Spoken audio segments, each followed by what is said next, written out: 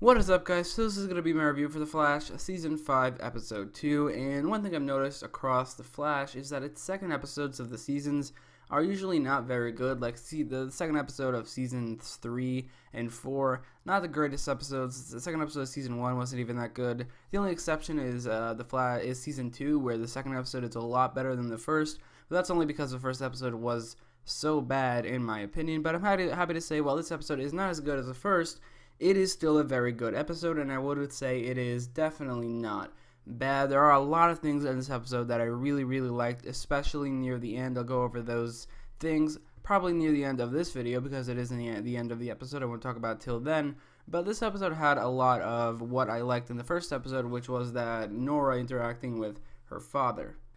So that is the main storyline of this episode for the most part, is Barry and Nora's interactions in this episode. She didn't really adjust to life in the present day. I don't think they're probably never going to do that. Like, she does mention sometimes, like, what, you don't have this technology, or you don't have this word, or something like that, but she doesn't seem to really adjust, or need adjusting to the present day, which I wouldn't say that's a bad thing or a good thing. It's just not something they're showing. I guess something they're showing is Nora is really trying to impress Barry, which one thing, that is something I liked about this episode. It was really made for a compelling storyline with Nora and Barry, as well as she's trying to be as good as him, really impressed. It's the same thing, but I really like that as well. All the interactions between Nora and Barry, as well as between Nora and Iris, even though she does seem to not really like Iris, I do really like their interactions in this episode. Honestly, I really kind of liked Iris in this episode, mainly because she went back to being a reporter, and this is like the most reporting she's ever done in an episode ever, and she actually contributed to the narrative of the episode without it feeling forced, and it worked really well. The way she contributed is by the end of the episode, she realized that the breathing from Cicada sounded just like the video, so that brought them together, and then they figured out it's Cicada because Nora knew who it was. But I really like how that actually fit into the narrative without it feeling forced at all. So I really like the fact that Iris, as well as Barry, are back to their jobs of CSI and reporter, because it didn't really make sense in like season 4 when neither of them had jobs. So like, where were they getting money from to like live? So I really like the fact that them being back to being a CSI and being a reporter is back on the show. Hopefully it lasts the entire season, the entire show in general. I honestly really like these scenes to contrast with their Team Flash jobs.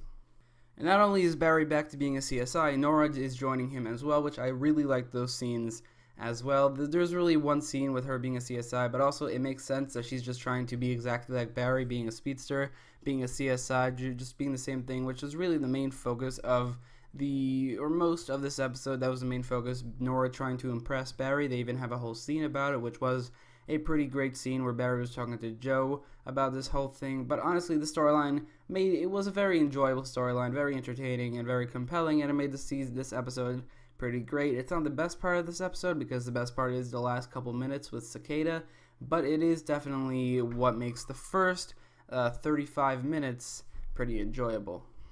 The villain of the week was Vanessa Jansen, aka Block, who is not a character in the comics at all. Like the name Vanessa Jansen and the name Block, well, there is a Block in the comics. He is not a villain, and he is not a woman either. He's actually a member of the Legion of Superheroes. But this villain of the week, not the worst villain of the week, just considering her powers were actually very interesting. I really like how they used her powers in this episode, like how she made these blocks and crushed human beings with it. I thought that was very interesting, and how she threw spears at Barry. I thought her powers worked really well, and they worked really well in the fight scenes between her and the Flash and XS. It's just that her as a character was kind of lame. The actress didn't really do a very good job. She was a little over the top, and she really didn't have any motivation or character. But that's just a villain of the week. I definitely thought she was a better villain of the week than last week's villain of the week, which was Gridlock, just because her powers were a little bit more interesting. But honestly, it was kind of surprising how easily they stopped her, because just watching the episode, I completely forgot that Cicada was going to show up. So they stopped her so easily with Nora doing these parkour tricks and then putting handcuffs on her. It was just so fast, and then right away she got stabbed by that dagger.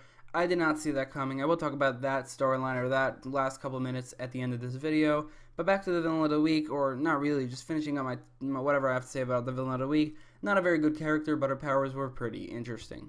So like most episodes of the CW shows, especially in the earlier episodes of the season, there are side plots. And the two side plots in this episode definitely were not the best parts of the episode. There was the Cisco one where he was kind of depressed and Ralph and Caitlin were trying to get him over it so that he could vibe Caitlin's death certificate. I would say for the most part it wasn't bad. It was kind of fun, and it was definitely a good contrast between that storyline and the one with Cicada at the end. Like, it just went from super lighthearted to really dark at the end of the episode, which I really liked that switch. It wasn't like one scene was lighthearted and then one scene was dark and then back and forth. It was the first 35 minutes was very lighthearted and very not dark, but then for the last 6 minutes it turned really dark and really intense. I love that switch, and I think the Cisco storyline was definitely a part of what made that switch to dark in this episode so great. I do think that the Cisco storyline might have dragged on a little bit too long. There might have been a little bit too many scenes with Cisco doing something to get over the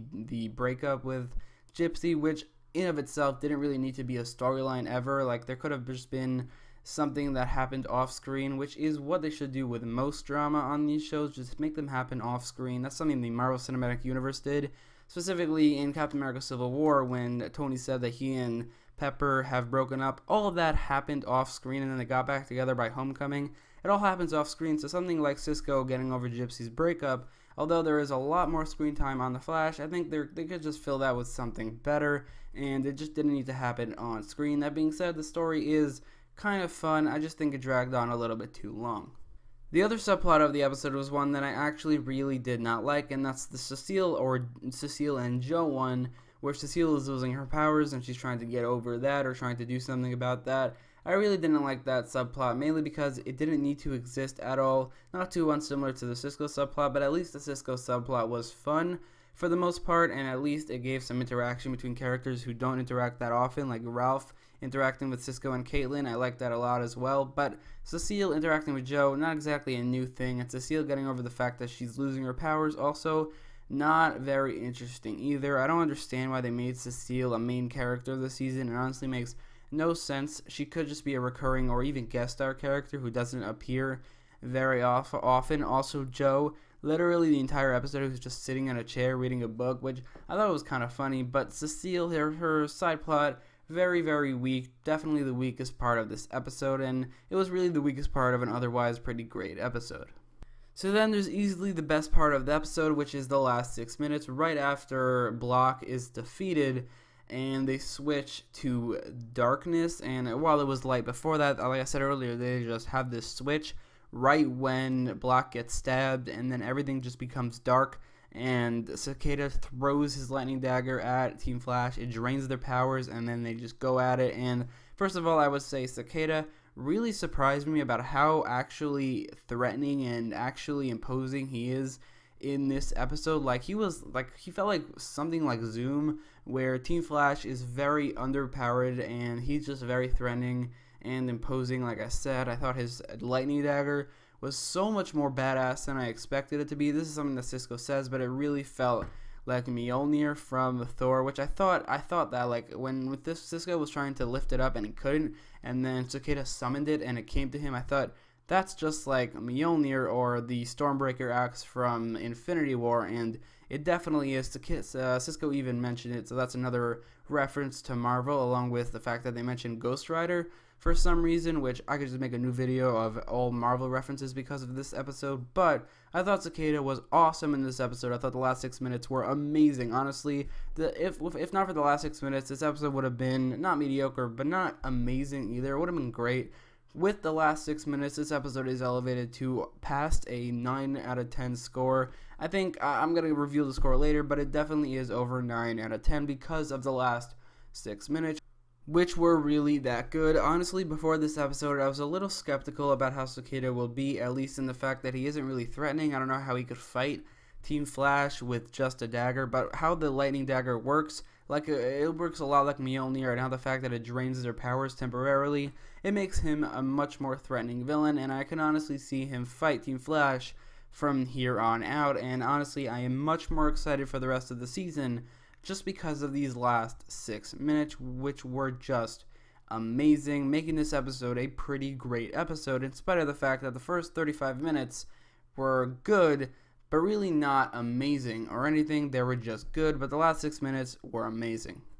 One thing I will say is that Cicada, the reason he didn't kill Barry in that scene right after Nora screamed dead is likely because he feels empathy for somebody who has a child, probably because Cicada has one as well, or maybe had one. I don't know, but I think that's definitely why he didn't kill Barry. Probably that's why he's not going to kill Barry throughout the rest of the season. He's going after all metahumans, but maybe he's going to spare the ones that have a family because he has or had a family as well. Also, there's the fact that Nora knows who Cicada is, which I thought amazing end to the episode, like an amazing cliffhanger to this episode. It just felt like I really wanted to see what happens next. Not in the way that I'm like, oh, this is a bad thing because they didn't show it. It's a way that it really wants me to watch the next episode. I'm much more excited for the next episode because of not only this last 6 minutes, but the ending where Nora says she knows who Cicada is. Also, the way that they named Cicada, or the fact that they said it sounds like a bug, also pretty awesome. I like that. And Nora said, like a cicada. I just think this last scene was really good. Honestly, like I said, last 6 minutes were some of the best minutes on The Flash in a really long time. In conclusion, despite the first 35 minutes being not amazing, but just good or maybe great, but it was really the last 6 minutes that really elevated this episode to a score that is worthy of a great episode. I'll give this episode a 9.2 out of 10. If the entire episode was as good as the last 6 minutes, it might even be a 10 out of 10. It's just that, well, like I said, the first 35 minutes aren't bad. They're just not good enough to really warrant a 10 out of 10 or anything higher than a 9.2 out of 10. But in my opinion, I think a 9.2 out of 10 is an incredible score for an episode. But let me know what you thought about the episode in the comments down below. And don't forget to leave a like, share, and if you haven't already, subscribe to this channel. And thanks for watching.